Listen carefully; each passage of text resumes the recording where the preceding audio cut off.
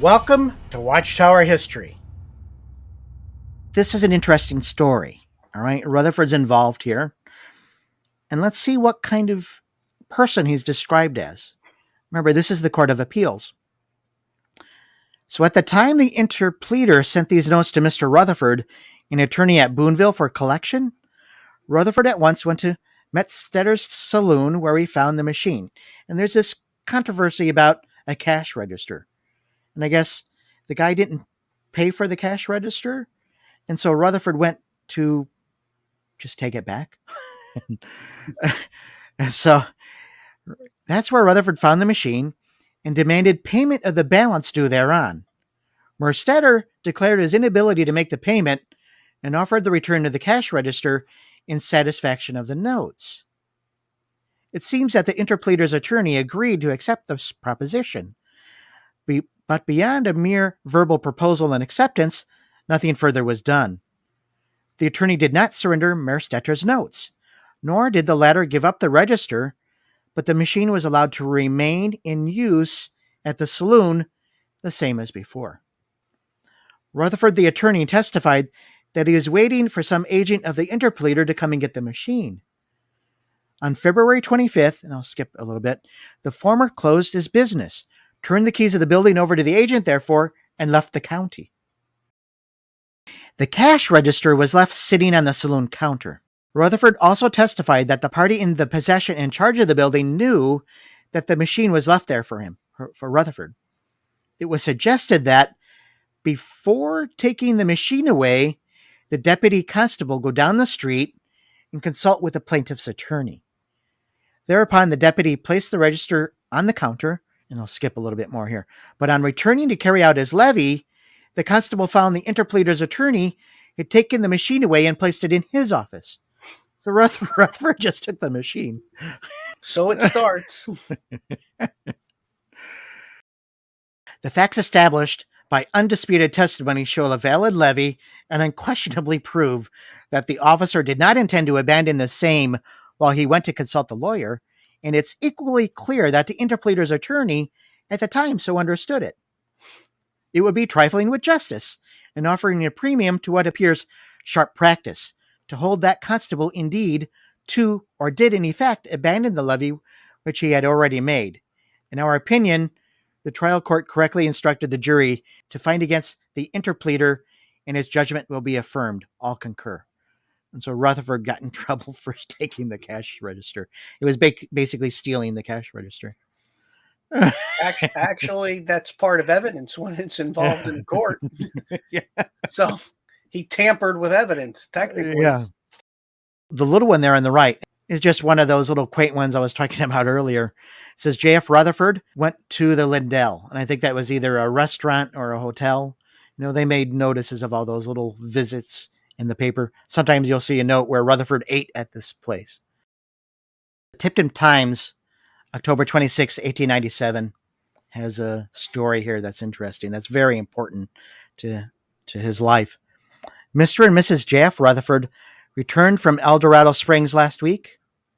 They expected to be there 10 days and then proceed to Colorado for a month's visit. But Mrs. Rutherford was taken suddenly and violently ill, necessitating their return from the Springs. She was so ill that a physician came home with them to attend her on the way. We are pleased to hear that she is rapidly recovering, and that's from the Boonville Advertiser. So just reading that, what does that tell you about Rutherford's situation at the time?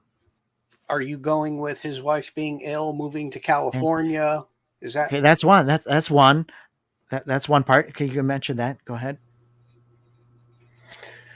Well, around that time, they're probably living better than other people. I mean, they're taking vacations. They can afford a physician to travel with them.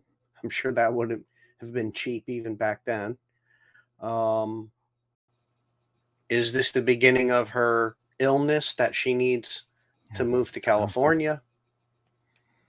I mean, it doesn't say what the illness was. If you remember in our Beth Sarim discussion that we had, we were talking about Rutherford in 1915 and that his wife was ill and that they were seeking some place for her to recuperate in a warmer climate. So they had been looking at Florida, but they later decided California. And, later on when Rutherford himself moved to California, he wasn't living with his wife. It was because she had some kind of illness. And so their son lived with her and helped care for her during that time period. There's a few more snippets here from various newspapers where we have J.F. Rutherford either campaigning for specific offices or he's helping to campaign for others for offices. Again, on the Democratic ticket. Now, of course, we know from our Judge Rutherford death threat discussion that his brother in California was quite an interesting individual. He was caught in arson, shooting somebody in the back, and all sorts of other nefarious things. So he was in Santa Ella, California on the 17th, and on the 21st is another one of those letters that was addressed to his sister, Ella Newkirk. Now, the timing of this, again, is interesting. This is September, end of September 1916, just about a month before the death of Charles Russell. He's staying in the Hotel Sacramento, according to the envelope that it was in and the postmark. And remember, it's sent to his sister, Mrs. Ella Newkirk, in Tipton. Some of the points in this letter are interesting. The reason he didn't get to Seattle was because of a little dispute he was having with his brother, Will. William was an officer and a fireman for a short time, and we'll get a little bit into that. The letter talks about a family matter that caused him a little bit of dispute with his brother. Rutherford says he's running out of money. Why should I come? I have very little money. Why should I come look after the farm? We're not going to get any money anyway. He gives a little detail about this family dispute or these family problems they were having. I may stop off at Tipton between trains and see you for a few hours. So he was going to be able to see his sister. He also was scheduled to go to Joplin, Missouri on the 8th of October. There's a secondary source here, the St. Paul Enterprise, that mentions the same thing, that Rutherford was going to be there to give a lecture.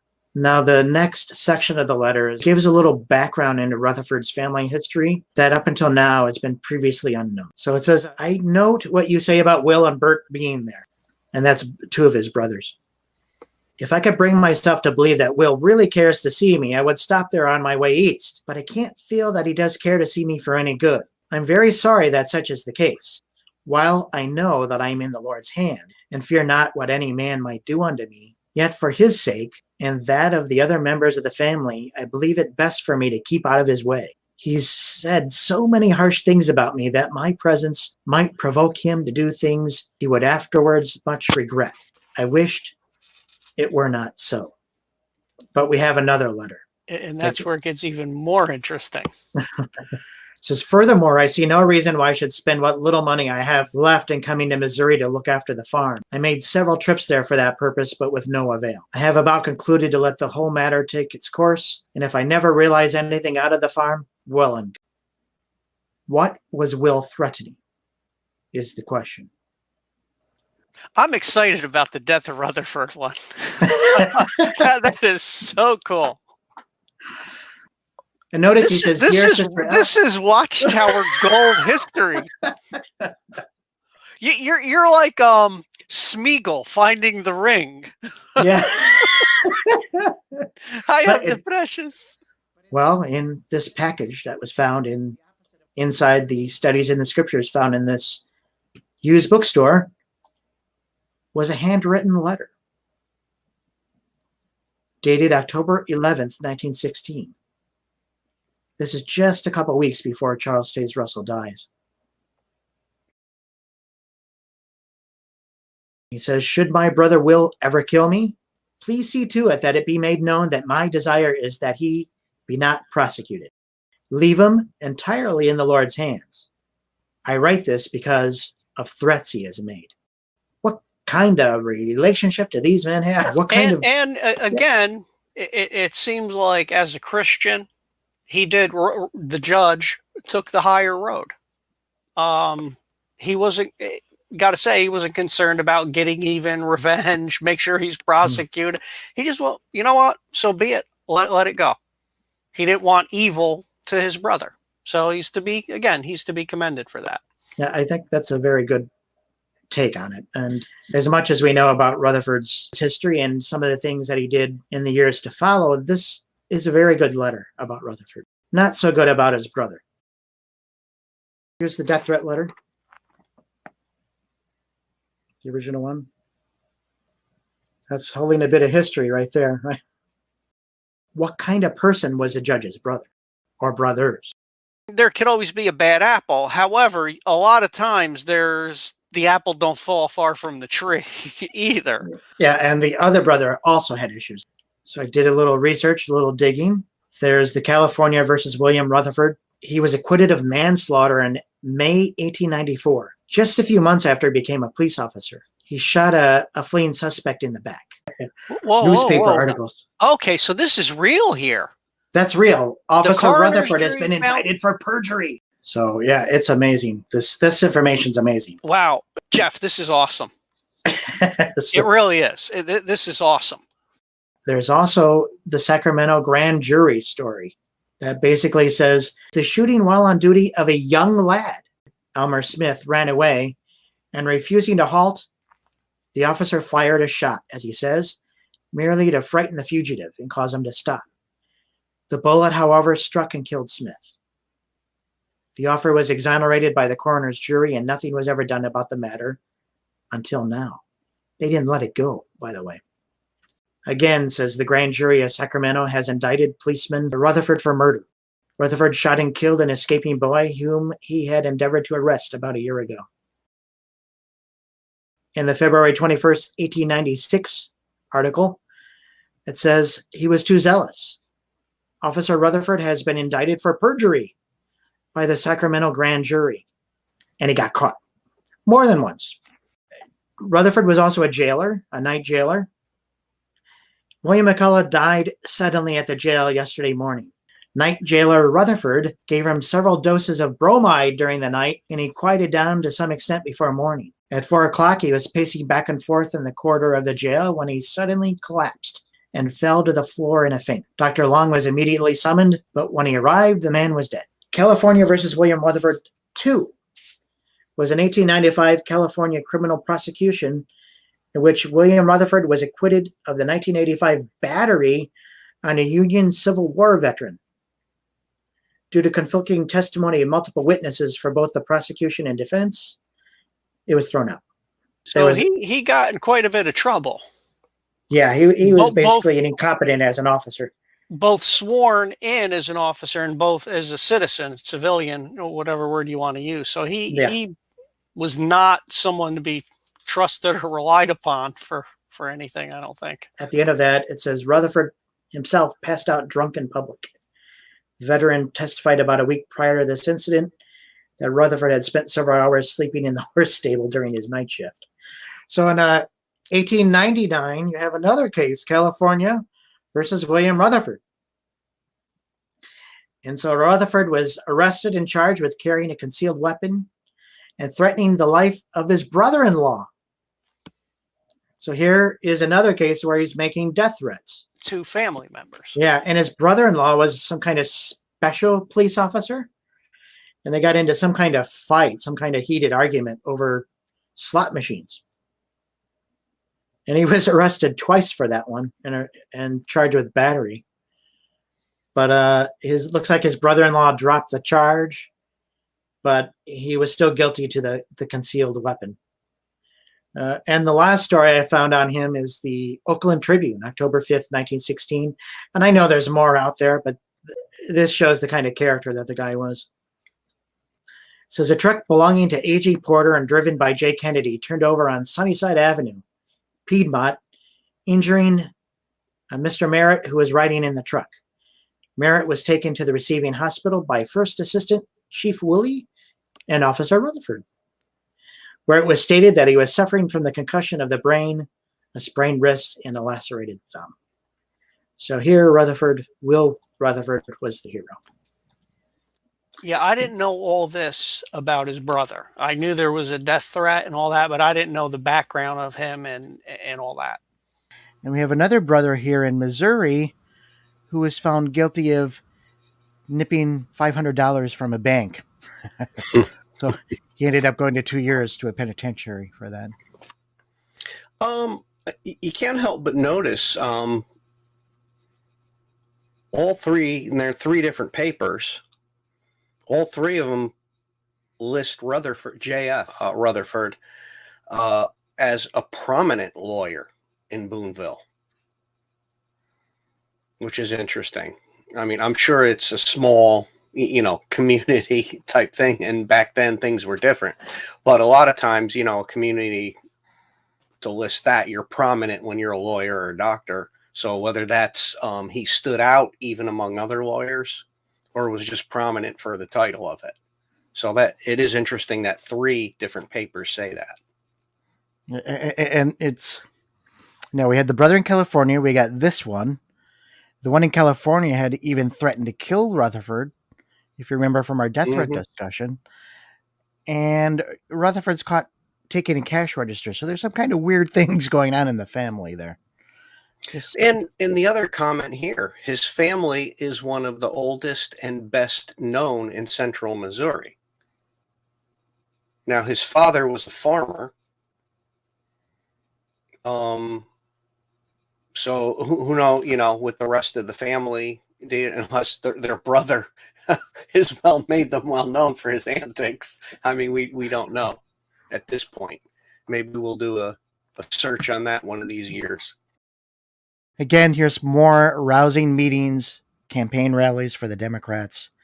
But you'll see on the article on the right, it says, after a number of patriotic campaign songs had been rendered by the Glee Club and good music by the band, Honorable C.D. Coram and Honorable J.F. Rutherford of Boonville were each introduced and made fine addresses, which met hearty approval of the crowd. So, again, Rutherford's seen as somebody who gives wonderful lectures.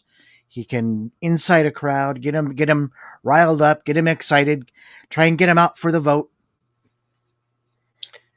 Very active. Right, in the St. Louis Republic, October 28th, 1900. Rutherford's still active in the political movement. There's this little snippet here in the article that says, immense attendance. And it says, every point was scored by the speaker in his address was received with the same enthusiasm. D.L. Jones, chairman of the county committee, called the meeting to order, and J.F. Rutherford, chairman of the campaign committee, presided. And so again, we have Rutherford very active in the politics. He seems to be making that his career choice at the time. The Sedalia Weekly Democrat, August 6th and 9th, they had the same article, has a article about the Hickok will contest. And again, a suit to contest the will of the Colonel T.V. Hickox was filed with the Circuit Court in Boonville Monday by the Honorable J.F. Rutherford, attorney for Martha Abbott of Chicago, the only sister of the deceased. And so you can see here Rutherford's still doing his lawyering. He's still working both sides of his career, the politics and the lawyering.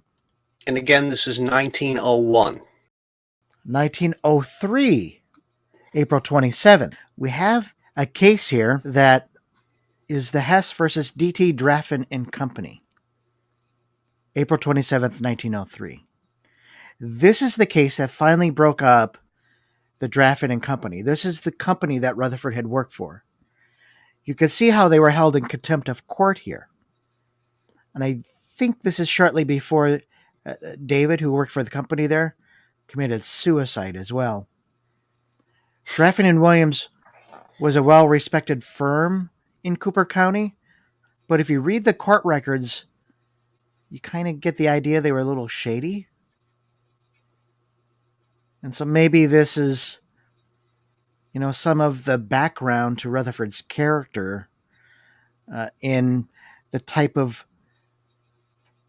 lawyers, the type of law firms that he had been working with. In learning how to play the system and manipulate it. Yeah. All right, here's a court case here. of Mary Feltzer Rutherford as the plaintiff. This is Rutherford's wife. And Rutherford's lawyering here. And this is 1904. This is 1904, August 3rd. It says, "Now at this day comes the plaintiff by counsel before the undersigned clerk." So they file a petition and an affidavit stating, among other things, that the defendants derive their interest in the following described lands by being heirs and devices of law of John P. Riley, deceased, and William Riley, deceased, and Andrew J. Riley, deceased. And the names are unknown to the plaintiff and could not be asserted in petition and cannot be summed in the action. So it seems like Mary Rutherford's being accused of getting some financial support from some deceased people, but they're claiming, oh, we don't know who they are. So there's something interesting going on there. Early money laundering.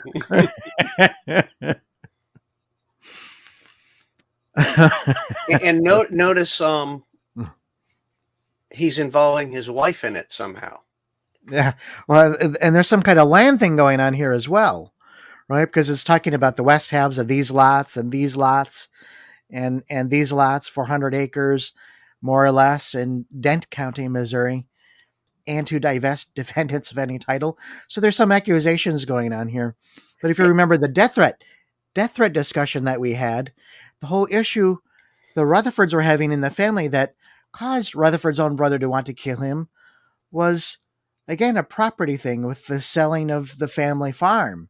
Mm-hmm. And how are they going to divest the money or whatever. So there's always something a little weird going on with this family.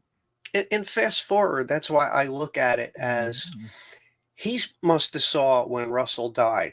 Look at all this printing presses, these buildings, this real estate, volunteer labor. He must have looked at as a little cash cow. And he did. He turned it into a fortune for himself. And that's one possible take. I think that Rutherford actually believed in what he was teaching. After a while, I think he did. I think even, but I think he believed what he was doing with the politics. Then when he got in with the Russell Bible students, I think he really believed that. And then, I think that they thought that, with Russell dead, maybe the Watchtower was the chosen organization, as Rutherford started to suggest. And when he started defining all these various passages about himself, and if you haven't seen our replacement theology discussion or our vindication discussion, make sure to check those out. But I really think, I think he believed it. Yeah. I don't know if I agree with that now. I don't know if that's a good thing or a sad thing. I just really think he really believed in what he was teaching. He could have been an opportunist, yes.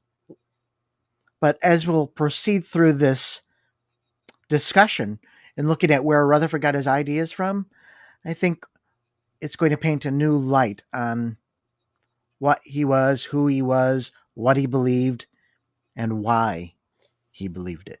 Or a compromise that we're talking about would be he saw that what Russell did is a stepping stone to his goals, his ideals, his ideology. I mean, when you're dealing with politics and you're dealing with religion and all that, printing presses, especially back then, even in today's politics, printing, I mean, you're printing campaign signs, brochures, mailings, all kinds of stuff. And especially back then, before emails and fax machine blitzes and all that, printing presses were the way to control media and to get yourself out there. I personally think he saw that as a stepping stone. It was too much to resist. A stepping stone to teach what he was already believing, perhaps. Yes. We'll get into that in just a little bit. Again, we got Rutherford involved in some interesting court cases here. Here's one story from the St. Louis Globe-Democrat, February 15th, 1902, about some valuable papers being stolen.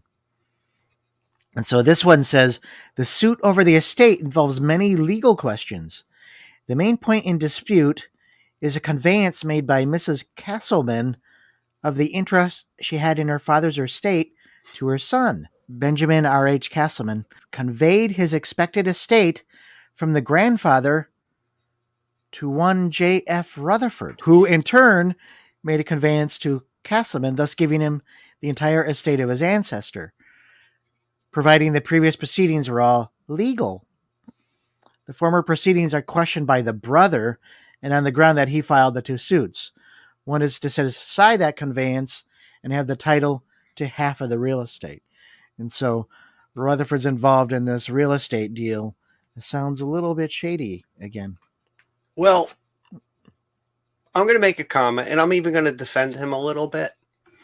A lot of times with when you're dealing with older age, people dying, wills, this and that, to avoid estate taxes, you can't sign stuff over to your family. What you can transfer and convey. You can convey something to someone else, and people do it to a title company, to an attorney managing that, and then they can convey it over without issues of legality in it. So he didn't keep it. It says he reconveyed it, but I'm sure he didn't do that without a fee involved in it. All right, and so he's helping people avoid taxes then. So yeah, there's still, and in his defense, I mean, the object is to pay as little taxes, not more. So I'm going to give him, I'm not going to fail him on this one. I'm going to give him all right, let's continue and see. The June 30th Kansas City Times has a story about a Joplin political convention where a platform fell and people were injured. So it says the most interesting feature of the afternoon session of the convention was the collapse of the platform on which 75 people were standing. No one was dangerously hurt, though a score of people have sore wrists and ankles and sides that will annoy them for days to come. At that rally, we have Rutherford. It says the afternoon speech making began with a motion to invite Senator W.J. Stone to address the convention. A committee of 3 was sent for the senator, but it did not come back. Finally, J.F. Rutherford of Joplin said, I move we hear from Champ Clark and the rest of the Big Four. The motion carried, and Chairman Reed appointed Rutherford to find Clark, without noticing that Rutherford is a cripple and walks with a crutch. He was already carrying his cane back then? Apparently, I was thinking the same thing. Apparently, he was. So I'm wondering what brought that on. Or was it just a statement to hold the crutch, and maybe they just, we don't really know. Back then, a cane was a respect type thing. You're an elder statesman. You have a cane, a pocket watch, a monocle. There's certain objects that on your persona that do that. And even you watch the old movies, the old black and white movies, they'll show a man with a cane and he uses it to beat people down and all that. So who knows? In this Castleman case, Rutherford was held in contempt of court. So here the last paragraph says, the mutual mistake that a court of equity will believe against a mistake of fact, and that was a character of mistake made in this case. Both parties understood that their grandmother had made her election to take a child's part of the estate, whereas the fact that the declaration had never been filed by her in the recorder's office, and it was not discovered by the plaintiff until after he had made his deed to Rutherford. Until, in fact, after he had filed his original petition in this case. And if the defendant knew and withheld the information whilst it might possibly affect the plaintiff's suit on the ground of a mutual mistake, it would add to the strength to it on the other branch of the case. But the chancellor was justified in finding, as he did, that the mistake was mutual. This conclusion on the branch of the case is conclusive of the case and makes it unnecessary to go into other questions. Okay, I'm going to side with the court on this one. That what he did, was it both mistakes? But they knew the law. They knew if they got away with it, it would just go away and they could move on. So he's already doing questionable things. But I'm wondering here, did he really know the law all that well? Right? Because when we look at the flag saluting case, and this is in our neutrality discussion. Okay, good. So when we look at that flag saluting case in the neutrality discussion that we've had, he's looking at the congressional record of that they had of law, and he's completely misunderstanding and misconstruing it. They talk about this stuff in their literature too, and a lot of times it's, it states this is what happened, and it's in the loyalty booklet, questions and answers, whose servant saluting a flag in the last days. Rutherford is looking at the congressional record, and he's mentioning this is what the United States is doing, and the accusation he's making is, so the Supreme Court of the United States, Church versus United States, 143 U.S. 457, authoritatively ruled that the American government is a Christian nation. If the nation is standing by the ruling of the Supreme Court, then the nation must recognize the law of God as superior to the law of a man. And where the two are in conflict, the Christian must obey the law of God. So on the ships that fly the sea, the Roman Catholic service is held. At that service, the flag of the Pope is displayed above the flag of the United States. The United States Senate went on record in February 1929 as favoring the right of the flag of the Pope to be thus displayed, and this appears in the Congressional Record, number 47, page 2851. In that instance, the senator from Massachusetts took the position that the flag of the Pope is the flag of God. I wholly disagree with him in that regard, but giving him credit for believing the flag of the Catholic Church is the flag of God, his words are appropriate. He said, "I for one refuse to depart from the time-honored American custom of placing the emblem of God above every other emblem of the world. I will not run down the pennant of God for any other emblem." The Senate, by a vote of 68 to 10, sustained the senator in that position. And I'll let you break this one down, Jeff. So breaking this down, and when you answer for me, answer including the issue of saluting the flag and tying it all in. So Rutherford here is taking this 1929 congressional record and basically claiming that the government voted by 68 to 10. With the internet as it is today, you can find that congressional record. So I pulled it up and I read it all the way through. Here's the congressional record. This is what was said when they were discussing the matter. And when I look at the congressional record, and I had a couple people look at this just to make sure I'm not reading it incorrectly. They were discussing what denominational flag should be flown over the United States flag when they were holding church services on a naval vessel. So the vote came out as it should, because they were trying to avoid favoritism toward the Catholic denomination, because this country is based on religious freedom. The way that Rutherford presents this case, this congressional record, is that they were supporting the Catholic denomination. It's exactly the opposite in the congressional record. So who would have went to check it back in that day, right? And actually, how could you have went and checked it back then? I mean, it wasn't scanned and online, and you had to put some serious work into it. So right. Once Somehow again, he got it right. So once again, it goes down. History is written by the victor. Well, I think what he's trying to do is, I think he's grasping at straws, trying to find evidence why they shouldn't salute the flag, because he was suggesting that there was some kind of church and state alliance. And he's getting that from this congressional record when it's exactly the opposite of what he's claiming. I wonder if he didn't really know the law as well as he thought he did. And so it could have literally just been a mistake. Or he's deliberately misconstruing it. Hopefully no one will fact check what he's saying. And that too is a possibility because okay, even with the flag, you know, he says all this. If nobody goes back and reads the statute and the law, and the judge sits there, okay, assuming the lawyer's telling him the truth. If the opposing lawyer doesn't say, no, Your Honor, this is what it says, that's what happens. Apparently he tried it and he got caught. So with that said, he could have very likely deliberately threw that out there and just to see where it goes. And that too is a possibility because we've seen when Rutherford was trying to apply the 1,260 days to his prison experience.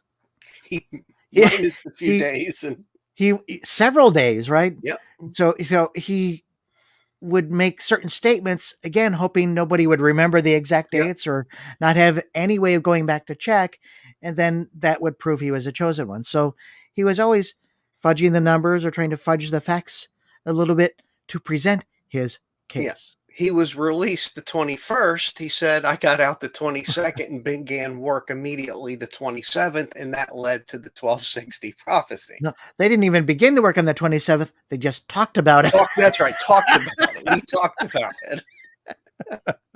So there you are right there. It's him, you know. I was trying to make him a nice guy on the other one, give him credit, you know, but I mean, here we are. It's a whole other example. We're trying to be fair. All right. So there's the Western States Portland Cement Company, and Rutherford is elected as one of the directors of the company. And this is from the Independence Daily Reporter from October 4th, 1905. This company also had some interesting things going on. or some interesting things here. Because in the Evening Star, Independence, Kansas, of October 2nd, 1906, there's this article called A Love Feast about this company. And I pulled the quote here. One of the guys from the company says, I will forfeit $500 to our city hospital if I cannot prove that W.F. Cowham, with the connivance of the directors, has taken each month during the last 6 months from $1,000 to $2,000 worth of property belonging to the Western States Portland Cement Company for personal gain. Okay. He's learning how to obtain property.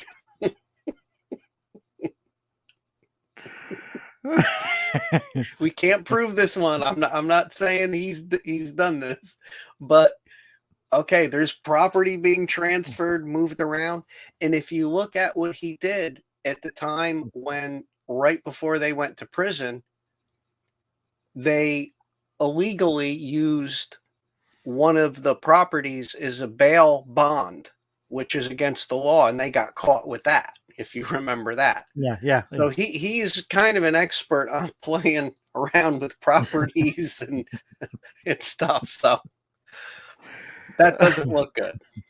I like how they advertise the company, you know, on the front page of the paper. It says, amazingly prosperous is the Western States Portland Cement Company. Mm-hmm. And that's from the Independence Daily Reporter, October 2nd, 1907. Now that Rutherford's on board cooking the books. All right. So now we have a little bit more we talked about how Rutherford was getting interested in the Russell teachings and the Watchtower Society.